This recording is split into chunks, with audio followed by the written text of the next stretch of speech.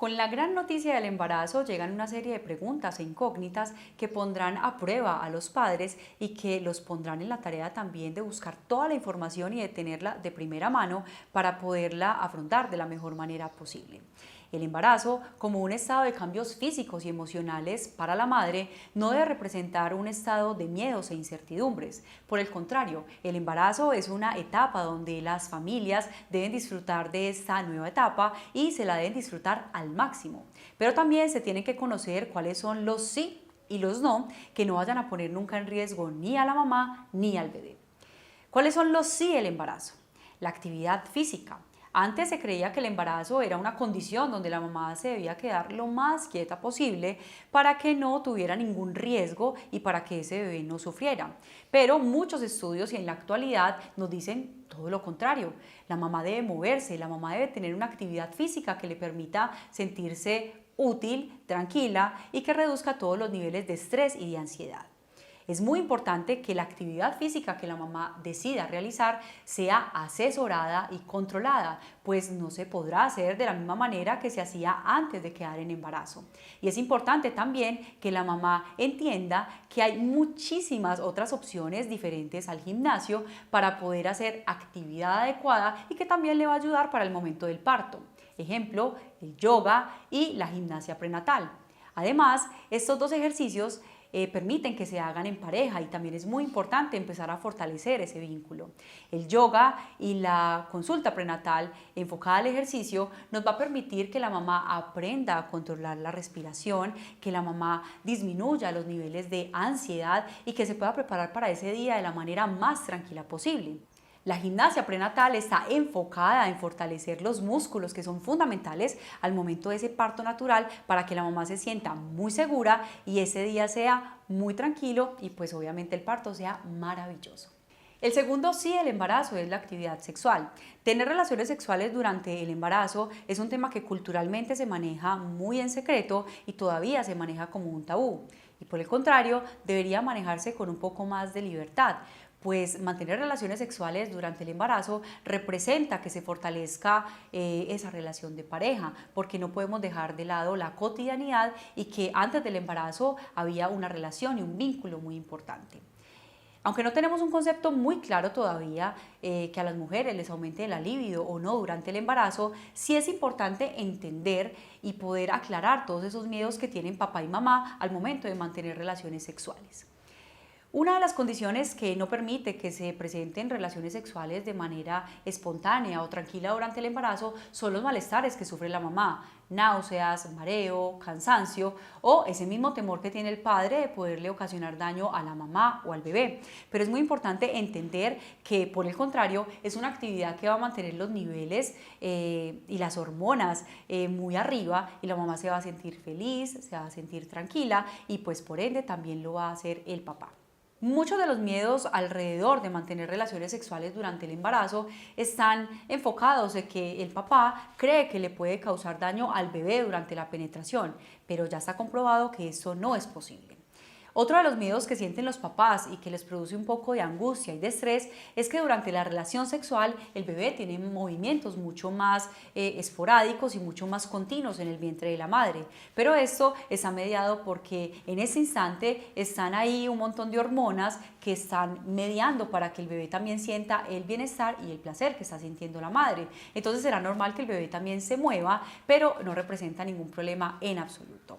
Otro de los miedos que se producen en ambos padres es que durante las relaciones sexuales, pues esto pueda producir un parto adelantado o un parto prematuro. Pero, ojo, y esto es muy importante, si la mamá no tiene ningún factor de riesgo, es una mamá saludable y es un bebé sano, pues no debería pasar absolutamente nada. Es fundamental que la pareja sea muy sincera con su ginecólogo y le cuente acerca de su actividad sexual, pues será él quien determinará si representa algún riesgo o no. Pues en las madres que han tenido antecedentes de abortos o de partos prematuros, la actividad sexual es mucho más restringida. Pero vuelvo y le repito, si tenemos una mamá saludable y un bebé saludable, pues no debería haber ninguna restricción. Inclusive un tema muy cultural representa que cuando la mamá está en una etapa muy avanzada del embarazo, tener relaciones sexuales favorece que el trabajo de parto sea mucho más sencillo, pues las vitaminas o todos los componentes que tiene el esperma ayuda a que la mamá dilate y borre el cuello de manera mucho más efectiva. Entonces, pues mientras no haya ninguna contraindicación, las relaciones sexuales están indicadas y son maravillosas, no solo para la mamá, sino para la pareja, para que puedan mantener ese vínculo muy estrecho. Tercer sí del embarazo, los viajes. Si un embarazo está bien controlado y no hay factores de riesgo, no habría ninguna contraindicación para que la mamá siga con su vida sin ningún contratiempo. Es muy importante y como medida preventiva que si la mamá ya está en un estado muy avanzado del embarazo, pues mejor se quede en casa para que pueda estar acompañada y que en el momento que empiece el trabajo de parto pueda dirigirse de manera oportuna al hospital para poder tener a su bebé. Si hay factores de riesgo o la mamá ya ha tenido alguna complicación en un embarazo previo, posiblemente el ginecólogo será el que le contraindique viajar o hacer actividades que puedan ocasionarle algún daño a ella o al bebé. Los no del embarazo. Cuidar de la salud de la mamá y del bebé son una premisa. Hay factores externos que pueden afectar al bebé de manera contundente y por eso bajo ninguna circunstancia la madre debería exponerlo para que no se produzca ningún daño.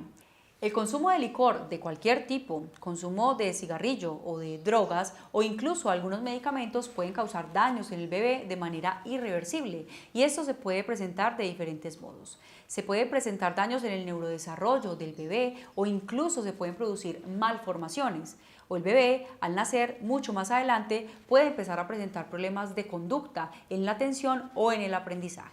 El segundo no del embarazo es el consumo de alimentos poco cocinados, mariscos o alimentos que se cocinan en la calle. Cuando una mujer está en su vida cotidiana, pues es muy normal que consuma alimentos en la calle, ensaladas o incluso alimentos poco cocinados. Pero de manera rutinaria nos van a hacer exámenes que determinen si hemos creado anticuerpos contra algunas enfermedades que se pueden adquirir si consumimos algún tipo de esos alimentos. Es por esto que cuando su médico le diga que no los puede consumir, seamos extremadamente juiciosos, pero tranquilas, que cuando el embarazo termine y nuestro bebé haya nacido, podremos volver a consumir estos alimentos sin ningún problema.